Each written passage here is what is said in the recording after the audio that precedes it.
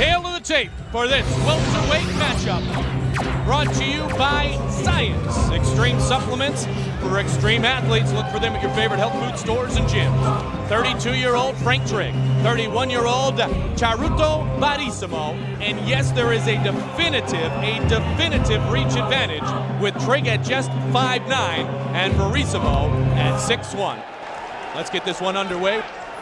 And our referee for this matchup between Trigg and Verissimo will be Herb Dean. You ready? You ready to fight? You ready to fight? Let's do it. Here we go. Frank made an interesting comment. The basis of Brazilian Jiu-Jitsu is defense. So Frank Trigg wants to be offensive against this BJJ black belt. There's a good example. Looked like Charuto wants to go for the takedown.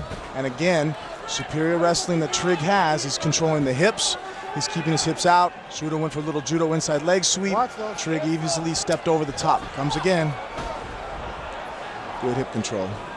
Now Trigg wants to strike and continue to strike and not just get into a wrestling-only mentality. He said sometimes when you see those kind of takedown opportunities like a $10,000 bill, you don't know if it's real or not, because it isn't, but it's sitting on the floor, you want to grab it. Definitely. I mean, so he wants to show his I think, wide array of talents here tonight, Frank. Which is a good thing for a fighter to have a good attitude, to say, look, I want to show I'm versatile. But bottom line is you have to do what it takes to win. I think a lot of fighters need to realize, go for victory, do what you do well, show your versatility when what you do well doesn't work, and you have to switch to something else. Matching the pace will be key for Verissimo because Frank Trigg always pushes the pace. He thinks that will help to force mistakes and cause some cardio fatigue, as Verissimo now has Frank Trigg pushed up against the fence. Definitely, and one thing that this is taking a look at Charuto's using all his body to go ahead and power down on Trigg. Trigg's not having to do a whole lot, but just go ahead and block hips. He's delivering a few knees to the midsection, chipping shots. How much energy is this taking out of Charuto? I have to guess that's tiring. He's a jiu-jitsu guy, not a wrestler. That when you're doing something you're not used to, exchange of hands. Yep, they got it right in there. And there you go. And now that is wrestling 101. That's the mentality. Not always a bad thing because Frank Trigg was able to avoid the other strikes. Now we're going to see the two style clashes. Right. Again, we said Trigg wanted to do stand-up. Started to get in trouble. Immediately his instincts took over and he shot on Charuto. Now it's the wrestler inside, the jiu-jitsu man's guard. Up against the fence. I'd like to throw out a happy anniversary to Steve and Beth Morrow, who are huge Ultimate Fighting Championship fans. And they are spending their anniversary with us. Steve and Beth Morrow, happy anniversary from all of us at Zuffa in the Ultimate Fighting Championship. Closed guard now. Frank Trigg does have the advantage of pushing Verissimo on the fence though. Armbar. Now to a leg lock. He's switching off. Great combination. If Frank Trigg falls down, he's in trouble. Charuto's doing a spider guard. He's spinning out, taking a lot of abuse. And that's what Frank Trigg talked about. As he tries to submit me, I'm going to punch him in the face. And that's what he's trying to do. He said it's hard to cap off a submission when you're getting punched in the face. And there's some shots. Charuto puts himself in a bad position to be going what he's going for. He's going for sport jiu-jitsu. He does have a triangle attempt. Trigg's powering out. No, he's caught in the, Trigg able to power out, and again he buries down a left. Now Trigg is caught on his face, but he's starting to abuse Renato Verissimo. Very aggressive on top, doing exactly what he said he was going to do. I'm going to punish my opponent. So far, the Charuto attempts on submissions were being nullified, and Trigg made him pay every time he went for a submission. Contrasting styles colliding, basically, aren't they, Frank? Definitely. I mean, you're seeing the mistakes, and maybe the moves that Charuto is going for a little too sportative. All right, now they are back on their feet. Let's see if Trigg is comfortable engaging. Remember the reach advantage, but Trigg feels he's the better striker. He ducks inside, and down they go again. 135 remains in round one. Again, going for a leg lock, and Trigg blocked it. He's coming over the top of the punches. I wonder if Charuto's going to feel the same confidence to go for it. Again, Charuto has a triangle attempt locked up. He's over the shoulder.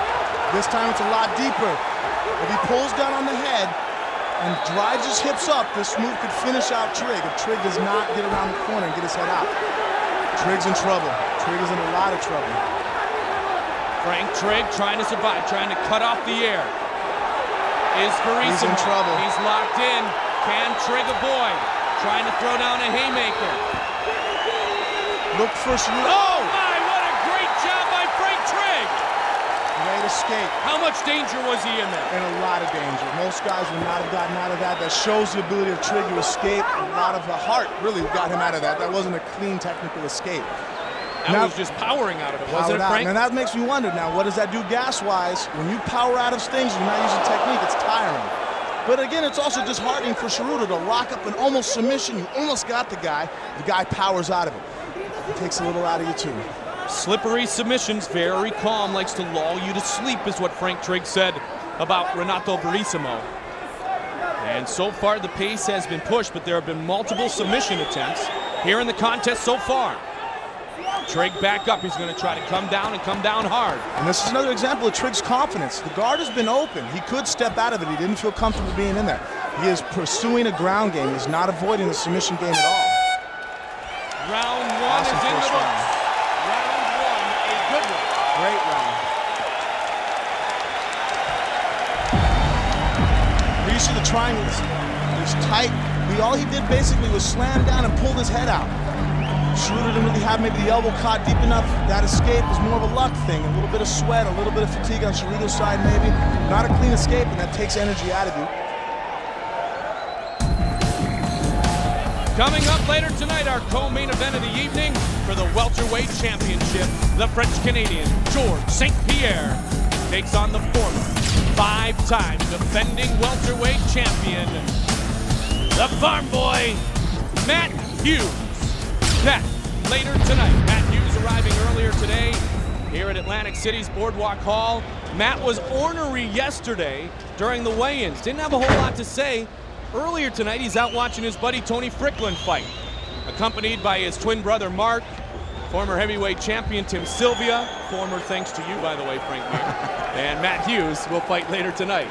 You know, and interesting, I think this fight's going to come down to be honest with you, is conditioning. Yeah. Both fighters are equal martial artists. They have different things they're good at, but both are nullifying each other's offenses, and they both have great defenses to the other guy's attributes.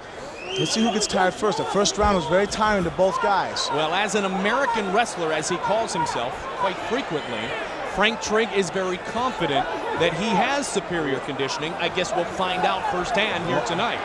And this is not a good position for Charuto. His hips are up, his head is down. That tires you out. That's in maybe the groin. Frank Trigg motioning to Herb Dean, but it looks like he is fine. Both are trying to throw some knees in the clinch.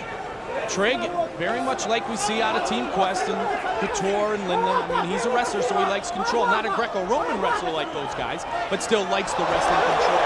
Oh, they're exchanging. It's going. And Verissimo was rocked. Trigg trying to finish him off. Verissimo ducks under the combination, but he was stunned momentarily. He was. Trigg looks the sharper puncher. Trigg Those with the are elbow. illegal. Got to be careful he That doesn't was take an the illegal. elbow to the back of the head. He can take it to the side. That was a not lean to the middle back. downward drop. I don't know why the referee isn't allowing that to happen, to be honest with My you. man, I'm going to stop it. You need to do something. You can go from the side with the elbows.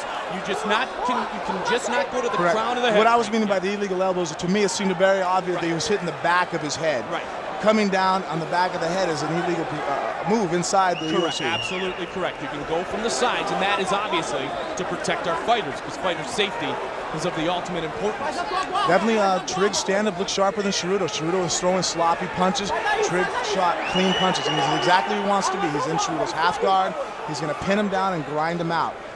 Trigg's not exerting a lot of energy right here. And Charuto's going to have to exert some energy to get out of here, which is energy that I don't know how much he has left to spare. Well, Frank Trigg, the four-time USA Wrestling All-American and 2000 Olympic trials finalist, is really proud of the work he has done with his striking. Stop it. Verissimo is in trouble. Verissimo's in trouble, and it is all over. It is all over. Frank Trigg has won here in the second round by referee stoppage. And Frank Trigg is victorious. To me, again, it looked like it came down to a lot of conditioning there. Frank Trigg was doing exactly what he wanted to do, using strikes, defending the takedown. He kept the fight where he wanted to keep it. Verissimo got fatigued. And then Trigg was able to finish it off with a few elbows. How impressive he was in round one to avoid the submission attempt. And then as we talked about, a wrestler, I mean, obviously you're Brazilian Jiu-Jitsu, but you've been wrestling, you know the wrestling mentality. Right. They just take so much pride in conditioning. They do. There's a combination being thrown here. Again, Charuto stepping forward, his chin's up, he's looking sloppy due to fatigue. Here Trigg is, sharp punches, hands inside. You can see straight punches beat sloppy punches, and then forcing Charuto to go ahead and shoot. And in the end of the fight, at this point, I think Charuto's just fatigued. He has nothing left. He's just holding on. At this point, it's just the referee has to stop the fight. All that's going to happen now is we're going to damage a world-class fighter. and remember, rule number 1, a fighter must be able to intelligently defend himself. Oh, and that's a good thing. Yep. Hey, and Herb Dean is the one who stopped the fight between you and Tim Sylvia when Tim wanted to go on. Tim Sylvia came back later and thanked Herb Dean for saving his career. So a great stoppage here by our referee, Herb Dean. Frank Trigg is victorious inside the octagon here tonight in Atlantic City, New Jersey. Let's throw it inside to Bruce Buffer. Ladies and gentlemen, referee Herb Dean has called a stop to this contest at 2 minutes, 10 seconds of the second round. For the winner by TKO, Frank Twinkle Toes Trigg. So Frank Trigg survives a very tumultuous situation in round 1, and he steps one notch closer to his ultimate dream, and that is the UFC welterweight belt. Here's Kerry Casey. What's up? That is what the UFC is all about, mixed martial arts. Submission, punch, submission, punch. That was an exciting fight. The crowd was on their feet. Did you think you'd take him with strikes? You know! That was a really tough fight against a really great opponent. Do you think you deserve a shot at the title?